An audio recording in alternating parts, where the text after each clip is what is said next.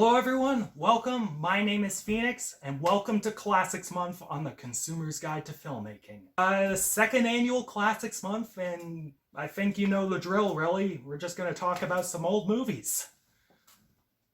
And yeah, let's get this going. Recess School's Out, 2001, Chuck Sheets. This film follows TJ Detweiler and the gang as they complete the 4th grade and enter their summer vacation. However, TJ is left all alone when the rest of his buddies go to summer camp.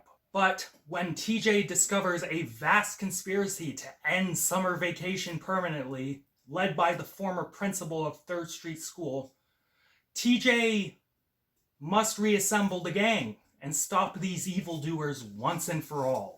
This was one of my favorites from when I was a kid, and it still holds up to this day.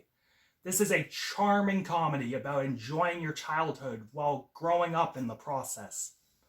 Let's talk about the writing first, which I think is the strongest aspect of the show and this movie.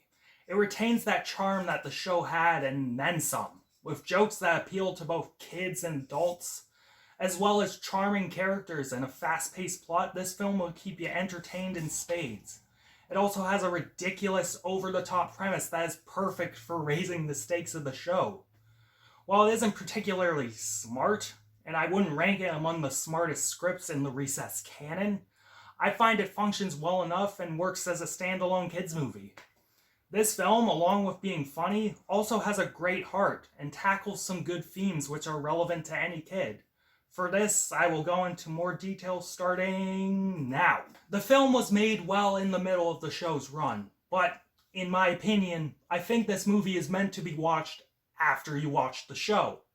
The film is essentially the series finale, and it wraps up a lot of these kids and some of the adults' character arcs. In this film, we see TJ wrestling with the fact that all his friends are fighting their path in life, while he is just bumming around town. He struggles with the fact that they are all growing up, and until they find out he was telling the truth, the gang thinks he pulled them out of camp because he was just lonely. Eventually, as TJ and the gang embark on their mission to take down this evil villain, they all feel the blues, because this is probably one of their last summers together. Hell, even Principal Prickly tells them that they shouldn't take this time for granted. By the end of the film, after TJ saves the town, Prickly finds his love of education again thanks to this kid. Those two characters come to a genuine understanding, and it leaves Petey Prickly a better man. Further, TJ and his friends decide to hang for the rest of the summer. They realize that they have all the time in the world to plan for their future, and they should just live in the moment. Just be kids. Fuck, even Gus becomes more confident in himself, realizing his background makes him stronger than most, and smarter as well. The paradigm of the show in general shifts into a new territory, and the show could just feasibly end here. With a top-notch voice cast from the show, including a ridiculously fun performance by James Woods as the evil former principal, this fun tale is brought to life really well. Technically speaking, this film is the show amped up to 11. The animation is probably the best I saw from the series to that point. The character models and their movements were smooth and silky. The only animation element I didn't like were those pseudo 3D sequences at the beginning and at the end. The 3D elements looked fine for the time period, but once you introduced the 2D models, it looked so fucking janky and terrible that it ripped me right out of the film. The score of the film retains that classic vibe from the show. The elements of fun and freedom, that bounciness and vibrancy, was all accounted for. It matched the tone of each scene and got you enveloped into this movie. The licensed music used for the film is where I get a bit confused, and it becomes a double-edged sword.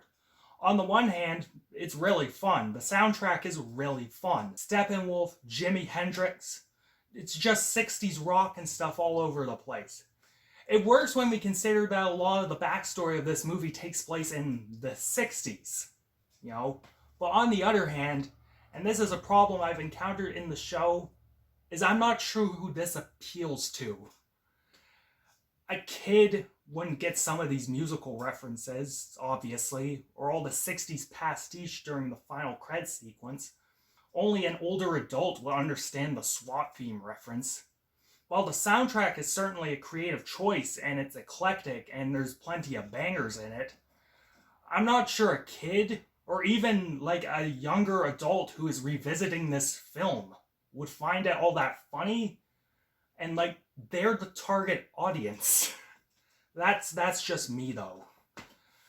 Overall, despite some flaws and personal issues with it, this movie is a hell of a finale for the show.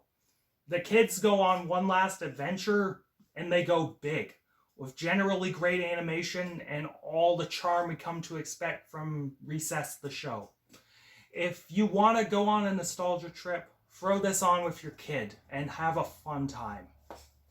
And I'm feeling a 7 out of 10 on this one. I could feasibly give it a 7.5 if we're ridiculously generous, but that would be pushing it a bit. Either way, fun movie. Catch you later, guys.